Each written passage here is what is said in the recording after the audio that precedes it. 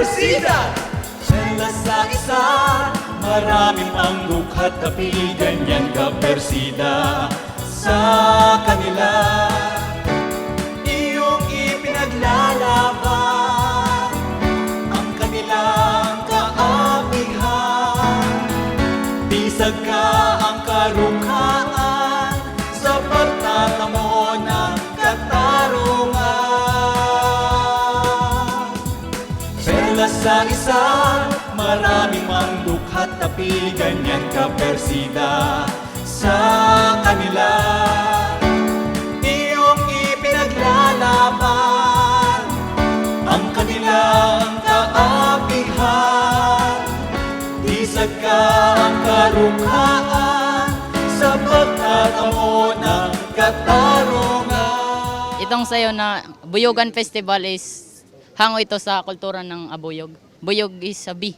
At ito ay handog namin sa mahal naming Santos na si Senyor San Francisco Javier. Yung Buyugan natin, ilang beses na yan sumali sa Manila, Aliwan Festival. Nag-champion na rin yun doon sa Manila. Tapos sa Cebu, sumali din ilang beses ng Sinulog, naka-champion din isang beses. Tapos sa Tacloban, sa Kasadyaan, twice nag-champion. Oo. So basically, yung storyline ng Buyugan Festival, it's about the bees. Kasi nga yung history dito sa Abuyog, when the Spaniards came, tinanong nila yung mga lokal na in a Spanish, sa Espanyol na ano yun, tinuturo nila yung mga bubuyog. Sabi ng mga lokal, buyog. Sabi naman ng mga Spaniards, buyog. So, diyan namin nakuha yung pangalan ng town, Abuyog. Actually, dito sa PAO, yung support natin, gaya ng ibang mayors, full support talaga. Kasi yung tinutulungan ng PAO, yung mga wala yung mga indigent, gano'n, na who needs assistance sa mga legalities. So, those are the offices na priority natin tinutulungan, yung tumutulong sa wala. Ikaw ang tunay nilang kakampi dahil isa kang dukha noon. Dama mo ang hirap at sakit nila hanggang ngayon. Tagumpay, sila ang iyong kakapit kamay. Isa ka sa kanila noon, kaisa kanila ngayon, at sa lahat ng panahon. Iyong ipinaglalaban ang kanilang kaapihan. Bisag ka ang karungkaan. When I was first elected as councilor, isa sa committee ko was social services. Priority ko talaga tulungan yung mga senior citizens kasi kami dito may saying kami. Yung mga senior citizens, sila yung tumulong sa atin dati. Sila nag-alaga sa atin. So right now, it's our turn na alagaan sila. So last year, when I was elected as vice mayor, kasi yung pagka-mayor ko ngayon is because of rule of succession when my father passed away.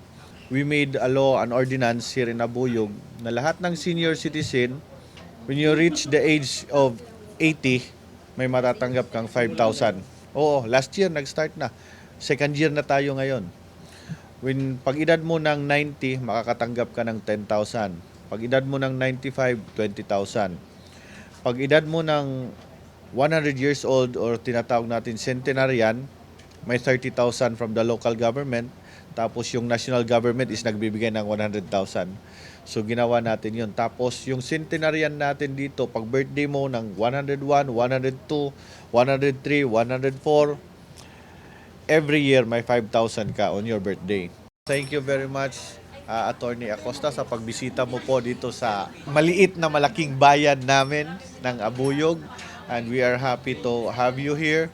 Nakita ko naman dito yung attorney natin sa PAO was very excited na pupunta ko kayo dito. In-inform nila ako, I think last week pa, na pupunta daw po kayo.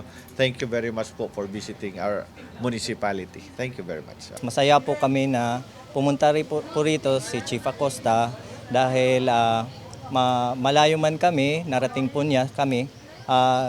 Nasa isip po niya yung malalayong distrito at mga PDL natin din sa Kolonya, sa LRP, na mapabot ng tulong at mga serbisyo legal para sa kanila. So nasisiyahan po kami na dumating po siya dito. Chief, maraming salamat po sa bisita po sa aming munting distrito ng Abuyog, Leyte. Pagpatuloy lang po ninyo yung magandang adhikain natin na pagbibigay ng serbisyo legal sa ating mga mamamayang Pilipino. Serla sa isa't marami pang dukha't apigan yan kapersida. Katarungan laban sa kahirapan.